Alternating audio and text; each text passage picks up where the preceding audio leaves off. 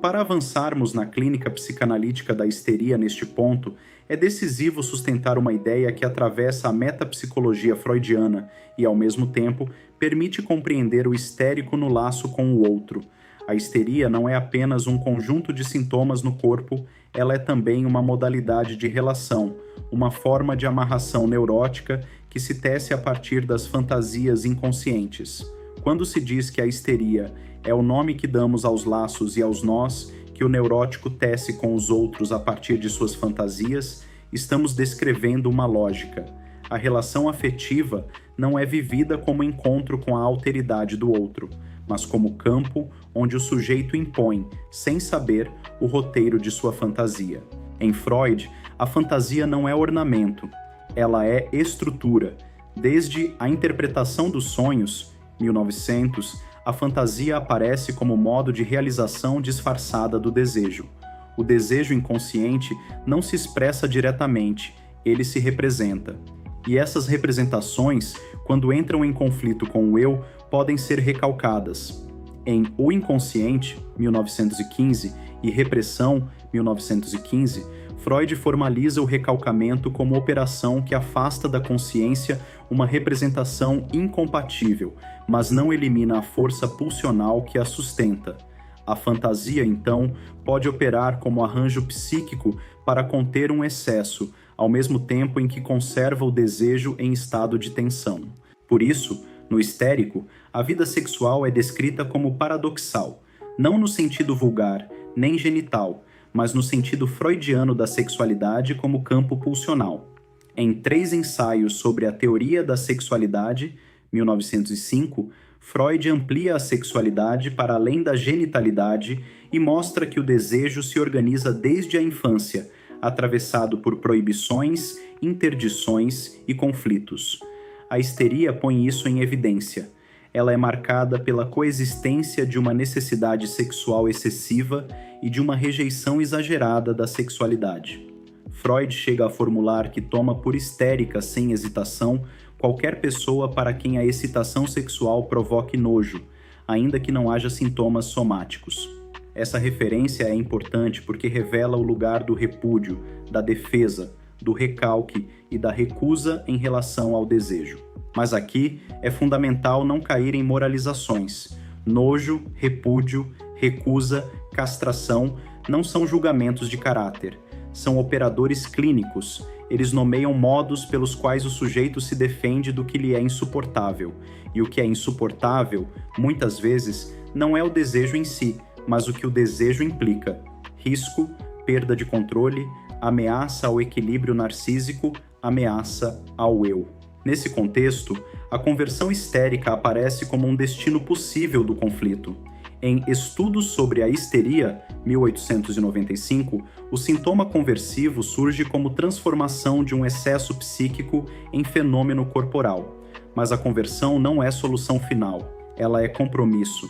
Ela descarrega algo, mas preserva o conflito.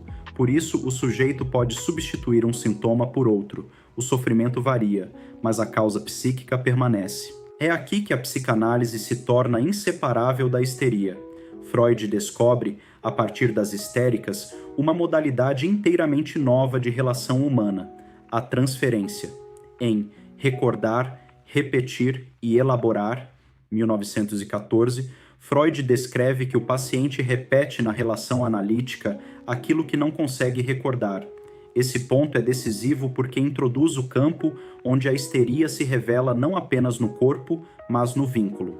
A análise instala uma neurose de transferência, e é nesse campo que o conflito pode ser trabalhado até sua resolução. A ideia de que o tratamento analítico de uma neurose é a instauração artificial de uma neurose e sua resolução final se vincula diretamente a isso. A análise cria as condições para que o conflito se atualize na relação com o analista e possa ser elaborado. Quando falamos então de fases ou estados do eu histérico no percurso analítico, estamos descrevendo modos de presença do sujeito na transferência. Há um eu insatisfeito, que se mantém numa posição de queixa e demanda. Essa insatisfação não é mero traço de personalidade, ela pode funcionar como proteção. Se eu permaneço na queixa, eu preservo uma distância em relação ao desejo. Se eu preservo a distância, eu me protejo do risco de realização. A insatisfação pode virar um modo de manter o desejo em suspensão. Há também um eu erotizante, no sentido de transformar a realidade do setting numa realidade fantasmática, carregada de implicações de desejo. Não se trata de sexualizar no sentido vulgar, mas de instaurar, no campo transferencial, uma economia de sedução, de expectativa, de ambivalência. A histeria, nesse ponto, revela sua plasticidade. O sujeito se move entre posições contraditórias, ama e odeia, deseja e recusa, aproxima e afasta. Essa oscilação é um modo de manter o desejo ativo sem se comprometer com sua realização. E há, por fim, um eu triste, quando o sujeito começa a se implicar, quando começa a tocar algo do próprio lugar na fantasia e percebe o custo dessa economia. Essa tristeza não é apenas humor, ela pode ser efeito do encontro com a verdade do desejo, com o que foi recalcado, com a perda das justificativas fantasmáticas que sustentavam a posição de vítima. Quando o sujeito se aproxima de sua responsabilidade subjetiva, a queixa pode vacilar, e isso pode produzir um luto. Luto das narrativas protetoras, luto do lugar de inocência, luto de certas imagens do outro. Ao descrever a histeria como laço sustentado pela fantasia, compreendemos também por que o histérico trata o outro segundo o modelo do outro da fantasia. O outro real é lido como se fosse o outro fantasmático. Pequenos sinais, gestos, silêncios tornam-se provas de algo que o sujeito já supõe. O histérico é extremamente sensível a indícios, mas essa sensibilidade não garante verdade sobre o outro.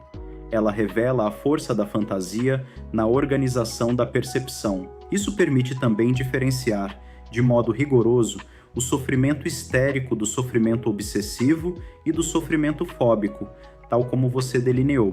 A neurose pode ser compreendida como defesa contra um gozo inconsciente vivido como perigoso. No modo obsessivo, o sofrimento se organiza no pensamento, em ruminações, compulsões e formações ideativas. No modo fóbico, o perigo é projetado para fora e cristalizado num objeto externo, como se vê de maneira exemplar em Análise da Fobia de um Menino de 5 anos, 1909. No modo histérico, o sofrimento se organiza no corpo, pela conversão, pelo sintoma somático, pela expressão corporal de um conflito que não encontrou simbolização. Mas, ao mesmo tempo, a histeria não se reduz à conversão. Ela é também uma modalidade de desejo. Quando se afirma que o histérico deseja estar insatisfeito, não se está descrevendo uma vontade consciente, mas uma estratégia inconsciente de preservação. A insatisfação mantém o desejo vivo sem risco de realização. Ela funciona como barreira contra aquilo que o sujeito percebe como ameaça de desintegração. Esse ponto encontra ressonância com o desenvolvimento freudiano sobre o conflito entre exigências pulsionais e defesas do eu, articulado de forma decisiva em O Eu e o Isso, 1923. A clínica analítica, então, não visa arrancar o sujeito de sua insatisfação por persuasão, nem por consolo. O trabalho é permitir que o sujeito reconheça a lógica de sua fantasia, a função de suas defesas, e possa, pela interpretação e pela elaboração, encontrar outra relação com o desejo e com o corpo. Não é um caminho de normalização, é um caminho de implicação. E é por isso que, no fim desse ciclo, a histeria continua sendo atual. Ela não pertence apenas a Ana O ou Dora. Ela atravessa modos contemporâneos de sofrimento, ainda que com formas menos espetaculares do que as descrições clássicas da Salpêtrière. A estrutura permanece, mas os sintomas mudam de estilo conforme o tempo, a cultura e o lugar do sujeito no discurso. Esta aula é parte de um percurso que não se faz com pressa nem com respostas prontas. A psicanálise se constrói no tempo, no contato com o texto, com o pensamento e, sobretudo, com a escuta. O que foi apresentado aqui não se esgota neste encontro. Ele serve como ponto de apoio para que novas perguntas possam surgir e para que o pensamento continue se aprofundando. A psicanálise não se oferece como um manual. ela se sustenta como uma experiência.